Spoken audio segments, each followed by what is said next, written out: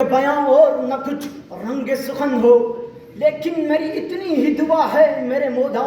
حق بات ہی الفاظ و معنی سے آیا ہو، حق بات ہی الفاظ و معنی سے آیا ہو۔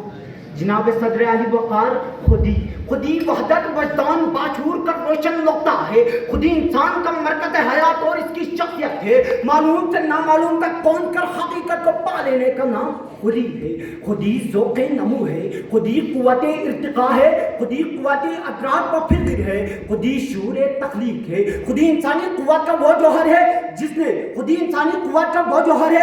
ہجوم بلا سے نمٹنے والوں کو مسجود ملائک بننے کا شرف بخشا۔ بقول شاعر تیری خودی میں اگر انقلاب ہو پیدا، تیری خودی میں اگر انقلاب ہو پیدا، عجب نہیں کہ یہ 400 بدل جائے، عجب نہیں کہ یہ 400 بدل جائے۔ جناب صدر ذی احتشام اگر تاریخ کی باری برکم اوراق کی برگردانی کرے تو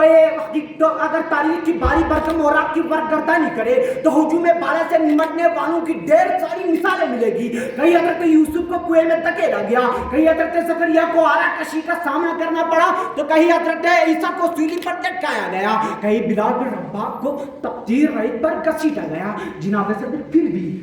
ہجوم بالا انہیں مایوس نہ کر سکے۔ دکھ کھا کھا کے ہوا یہ بھی تجربہ ہم کو، دکھ کھا کھا کے ہوا یہ بھی تجربہ ہم کو، حد سے بڑھ جائے تو پھر درد سکون دیتا ہے، حد سے بڑھ جائے تو پھر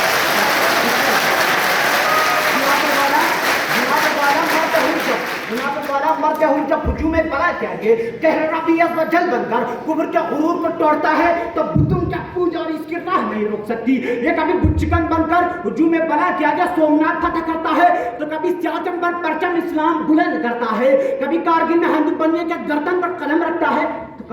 تو کبھی سرزمین کشمیر میں پیغام اجل ثابت ہوتا ہے۔ ہمدرد روندا ہے بیابانوں کو صحراؤں کو، ہمدرد روندا ہے بیابانوں کو صحراؤں کو، ہم جو بڑھتے ہیں تو بڑھتے ہی چلے جاتے ہیں، ہم جو بڑھتے ہیں تو بڑھتے ہی چلے جاتے ہیں۔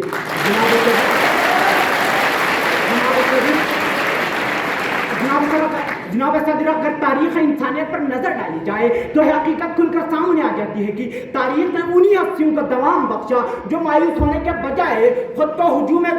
بلا میں پرو کر متحیات قربان کر لیے۔ ان ہستیوں نے کبھی دار پر لٹکنا گوارا کیا تو کبھی قید و بند کی صحبتیں برداشت کیے، کبھی ظلم و بربریت کا مرتنہ وار مقابلہ کیا تو کبھی میدان کارزار میں موت کی آنکھوں میں آنکھیں ڈال کر دیکھا۔ وہ مرد نہیں جو ڈر جائے حالات کے خونی منظر سے، وہ مرد نہیں جو ڈر جائے حالات کے خونی منظر سے، جس دور میں جینا مشکل ہے اس دور میں جینا لازم ہے۔ مصائب کی سمندر میں الجھ کر مسکرانا میری فطرت ہے، مصائب کی سمندر میں الجھ کر مسکرانا میری فطرت ہے، مجھے ناکامی پہ عشق برسانا نہیں آتا۔ جناب والا ملک عزیز پاکستان میں کبھی بزدل پیدا نہیں ہوئے، بلکہ ملک عزیز پاکستان